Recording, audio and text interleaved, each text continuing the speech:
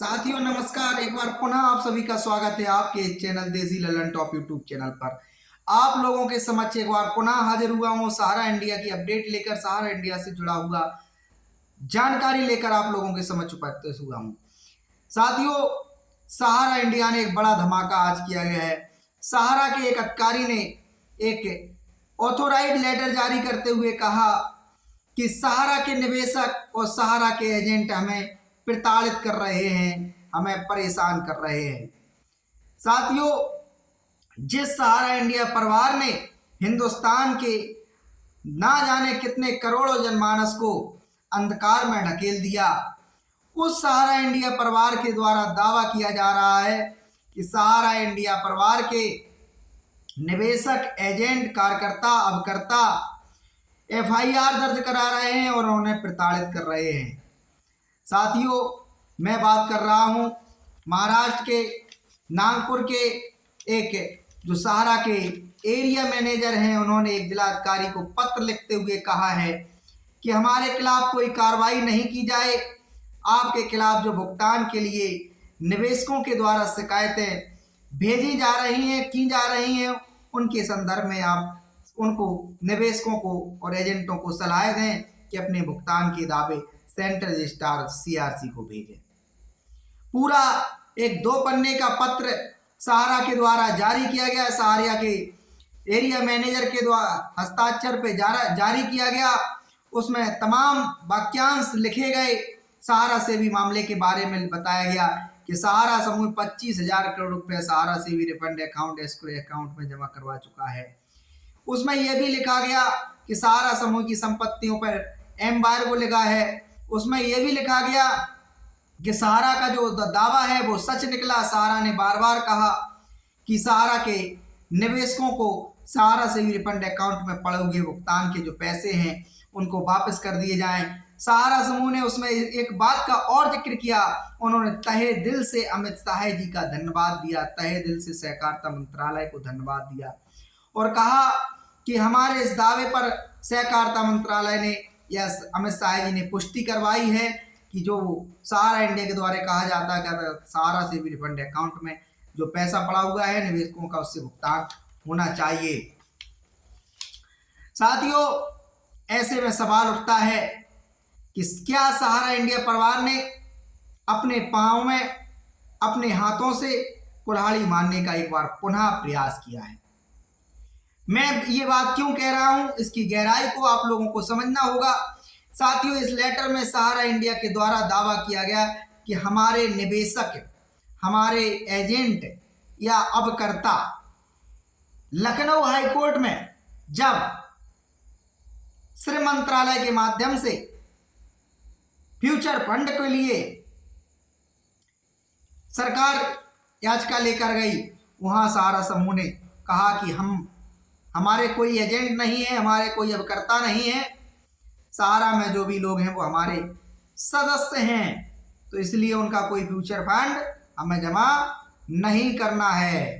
साथियों, दूसरी बात एक और सहारा की तरफ से कही गई, ये बात कहा गया कि भुगतान कौन कराएगा? Central registrar Delhi. तो साथियों, 86,000 करोड़ रुपए लेने के बाद मक्कारी तो देखिए कि कैसे मात्र सहारा से भी जो रिफंड अकाउंट है उसमें 16,000 करोड़ रुपए सहारा ने जमा कराया, 15,000 16,000 करोड़ रुपए कुल जमा कराया। वो सहारा के द्वारा दावा किया जा रहा है क्या? 25,000 करोड़ रुपए से अधिक जमा कराया गया। ये भी कुल्हाड़ी मारने का काम है।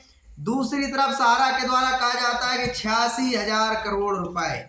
साथियों, 86,000 करोड़ रुपए की बात नहीं, साथियों बात है 2 से 3 लाख करोड़ रुपए की।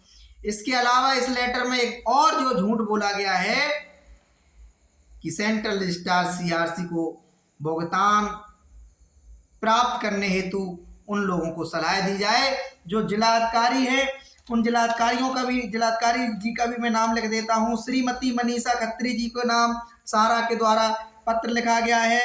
ये जिलाधिकारी 86 WHG HX नवापुर चौफली नंदुरबार के लिए जो पत्र है सारा के द्वारा लिखा गया था।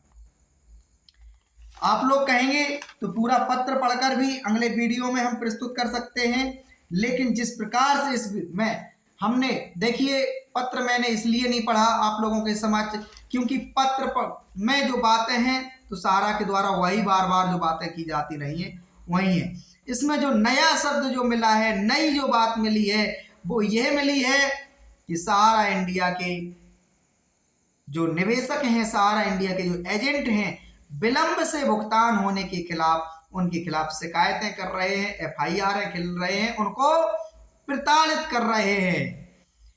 जिन निवेशकों और जिन एजेंटों का जीवन अंधकारमय हो गया, उनके समस्त अधिकारों को छीनने का सहारा ने एक तरीके से जो दुस्साहस किया, एम्बार्गो लगा था, इसके बावजूद भी कैसे सहारा इंडिया परिवार सोसाइटियों के निवेशकों से, सोसाइटी के हितधारकों से, सोसाइटी के मेंबरों से, सोसाइटी की खाता धारकों से रिन्यूअल उठाता रहा, NI उठाता रहा, पैसा कलेक्ट करता रहा।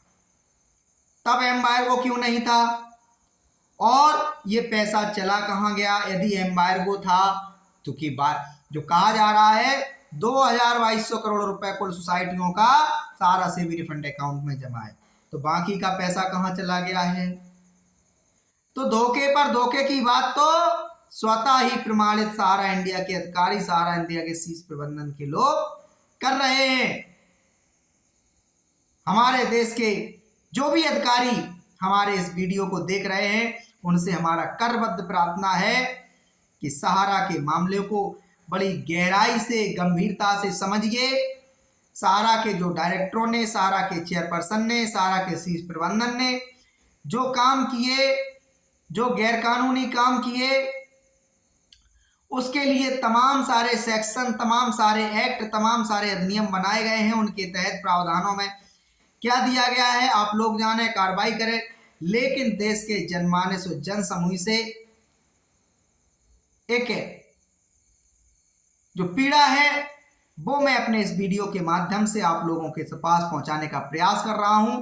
आपसे अनुरोध है कि हिंदुस्तान की सरकारों से, राज्य की सरकारों से, केंद्र की सरकार से सहारा के पीड़ितों के लिए, सहारा के पीड़ित निवेशकों के लिए, एजेंटों के लिए 2 से 3 लाख करोड़ रुपए का राहत पैकेज, बजट पैकेज जारी करवाएं, जिससे निवेशकों के जीवन की सुरक्षा हो सके, उनके हितों की सुरक्षा हो सके। सहारा इंडिया की एक एक संपत्तियां यहां से लेकर विदेशों में जो भी है, सरकार अपने अधिग्रहण में ले, नीलामी कराए, कुर्क कराए, लेकिन प्रथम दृष्टया जो सरकार को काम करना है वो यही करना है कि सहारा के निवेशकों के लिए एक भुगतान देने के लिए एक राहत पैकेज, बजट पैकेज की उपलब्धता कराए। ये बात मैं इसलिए साथियों कह रहा हूं क्योंकि अगर कोई हिंदुस्तान का अधिकारी, एजेंसियों का अधिकारी या किसी मंत्रालय का अधिकारी ये सोचे कि नीलाम करा के सहारा के निवेशकों के भुगतान दिए जाए, तो इसके लिए बरसों लग सकते हैं। 25,000 करोड़ रुपए की एक बड़ी राशि सहारा से भी रिफंड अकाउंट में सरकार के पास पड़ी हुई है। सुप्रीम कोर्ट से डायरेक्शन लेके, और स्वयं सरकार भी इस मामले में तमाम सक्षम है, संसद के माध्यम से भी सक्षम है और सुप्रीम कोर्ट जाकर भी सक्षम है। वहां से भी सुप्रीम कोर्ट में भी जाकर कह सकते हैं, वहां से आदेश प्राप्त कर सकते हैं, अन्यथा संसद बनी हुई है। कोई एक्ट नया बनाने की जरूरत पड़े तो कोई नया एक्ट बनाए, लेकिन निवेशकों के हितों के लिए सरकार को आगे आना ही पड़ेगा। देखिए